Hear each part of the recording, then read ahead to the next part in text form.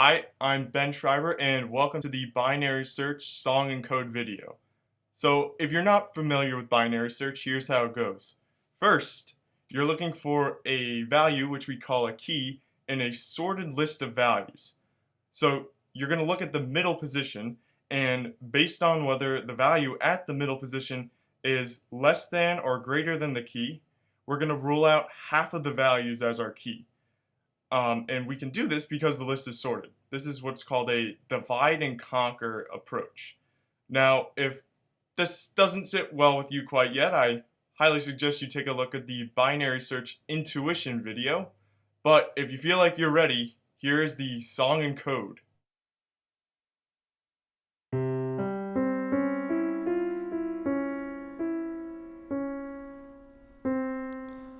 Binary search looks for a certain key in an array. It cuts the array in half till it finds the key's place. The array must be sorted for it to work properly. But at O of log n it beats searching linearly. It can be written using recursion or iteration, but we'll stick to the latter for our implementation. As input it takes low, high key and an array. While low is LEQ to high, you should iterate. Find the midpoint between the low and high indices, and if array mid is greater than the key, set high equal to mid minus 1, and keep the low position. Else if array mid is less than the key, set low to mid plus 1 and let the high just be. If neither of the if conditions have been met, you found the key, so return the mid index.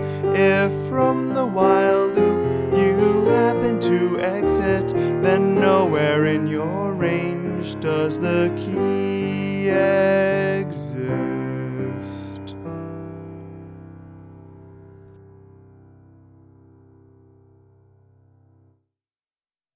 So let's take a look at the verses to this song.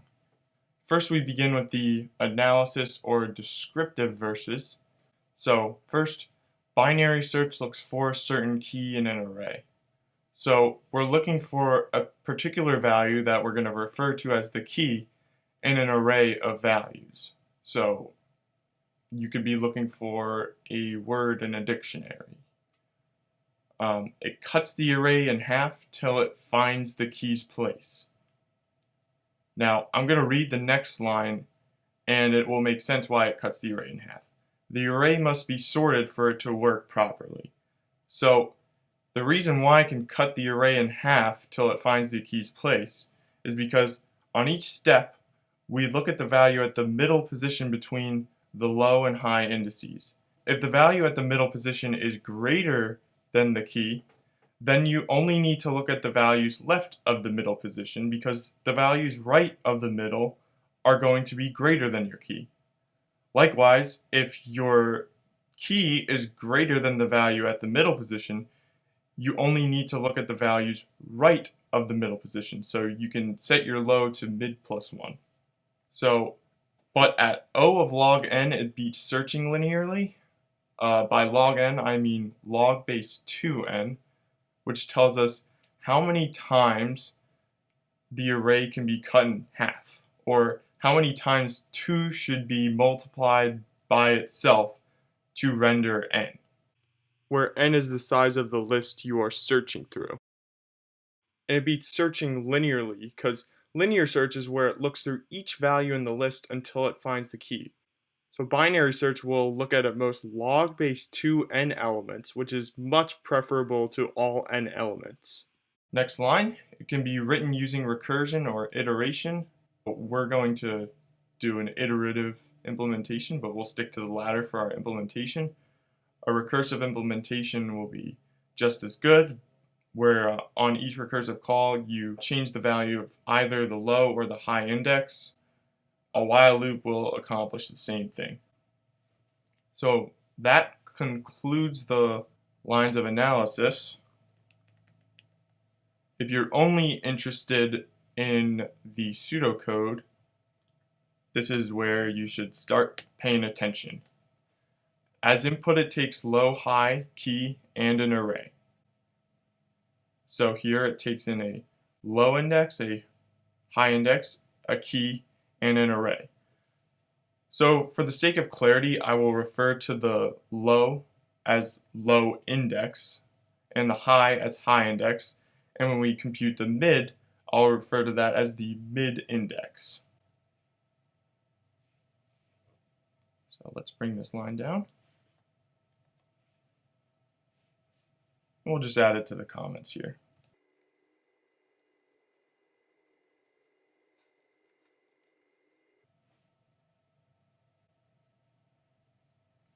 So while low is LEQ to high, you should iterate. So while the low index is less than or equal to the high index, we loop.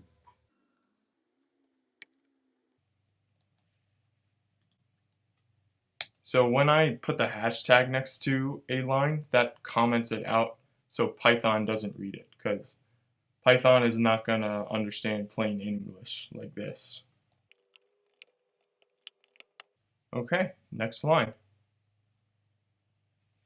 Find the midpoint between the low and high indices.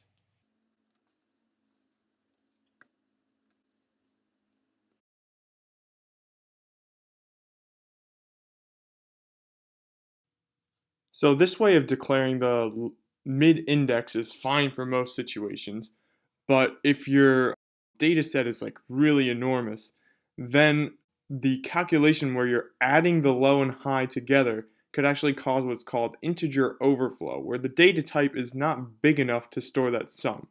Now, we can write a mathematically equivalent statement to compute the mid index. And this way we'll not run into any integer overflow problems. So we're going to say mid index equals high minus low divided by 2 plus the low. Now these two statements are mathematically equivalent, but the subtraction here will avoid any integer overflow. So we can be sure that when Python performs this computation, all of the arithmetic will be accurate. We have enough memory to perform the calculation. And I forgot to call this high index. So if this stuff about integer overflow isn't making too much sense, don't worry about it. Declaring the mid as low plus high divided by 2 is perfectly fine in most situations. And if you are curious, check out the supplemental analysis video I did on programming pitfalls in binary search. Okay, next line. And if array mid is greater than the key.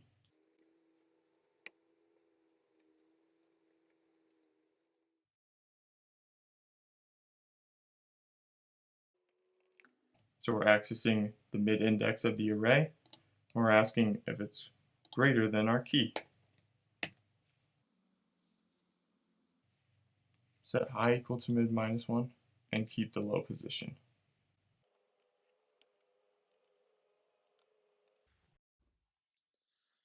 So if array mid is greater than the key, we set high to mid minus 1. Why do we do this? Well, I think to illustrate this, we'll look at an example. Let's let low equal to 0, high equal to 4, and we're looking for the key of 20 inside of the array containing 10, 20, 30, 40, and 50. So initially, our mid will be set to position 2. And we're going to compare the value at the mid to our key. We're going to see that our key is less than the mid. And since our array is sorted, we don't have to consider any values to the right of the mid because we know our key is less than the mid. So really, we only have to consider these two values here. Okay? So to do this, we'll just set our high equal to mid minus 1. That excludes everything to the right of mid, including the mid. So I'll indicate that move with a little arrow here. We're just going to set high to mid minus 1. So we'll set the high index to mid minus 1. And we don't need to do anything with the low position.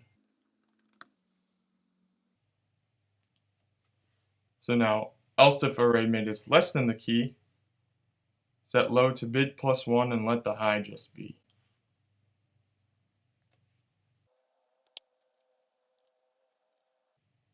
So else if, that's elif in Python, if the value at the middle index is less than the key,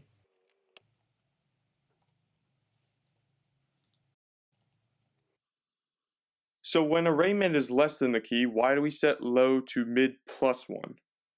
Let's look at an example. We'll set low equal to 0, high equal to 4, and we're looking for the key of 50 inside this list. So initially, our middle position will be set to position 2. And we're going to compare the value at the mid with our key. We're going to see that our key is greater than the mid. so we can disregard all values to the mid and the left because our list is sorted and 50 cannot possibly exist to the left of 30. So to specify that we're only interested in values right of the mid, we can set the low to mid plus 1.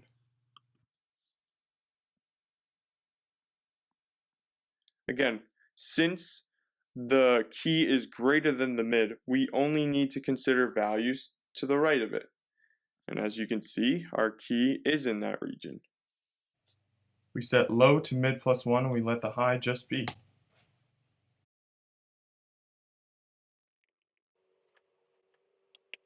On to the next lyric.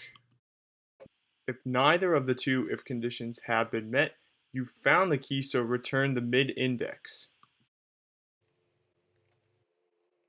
So if neither of the if conditions have been met, if this condition hasn't been met and this hasn't been met, so if array mid index is not greater than the key and it's not less, then it must be equal to the key.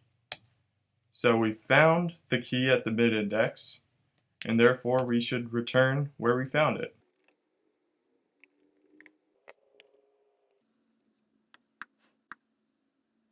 Now, from the while loop you happen to exit, then nowhere in your range does the key exist.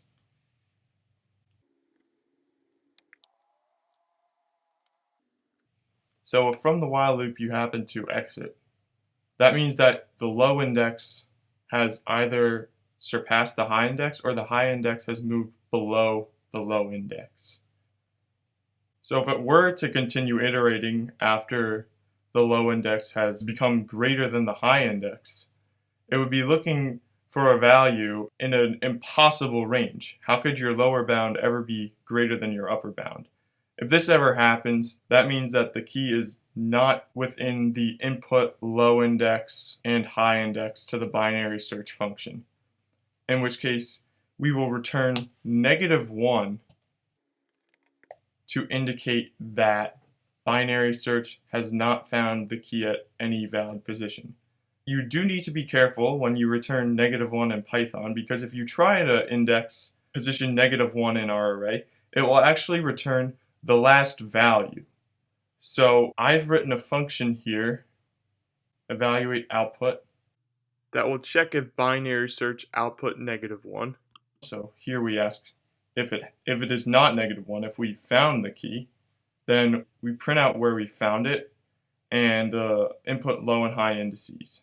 Otherwise, we indicate that we have not found the key within the low index and the high index. So let's take a look at the main function. Here we have an array 6, 8, 9, 10, 11. We're going to see if the key of 9 is within index 0 and index 4 of this array. It should indicate that it is. On the next call to binary search, we look for the key of 7 inside of index 0 and index 4. We can see that nowhere in this list is there a 7, so it should indicate that we have not found the key. And on our third call to binary search, we're searching within the index 0 and the index 2 for the value 11. Now, 11 is in the array, but it's not within the input low and high indices. So it will also indicate that 11 was not found within this range. So then nowhere in your range, not nowhere in the array, nowhere in the input range does the key exist.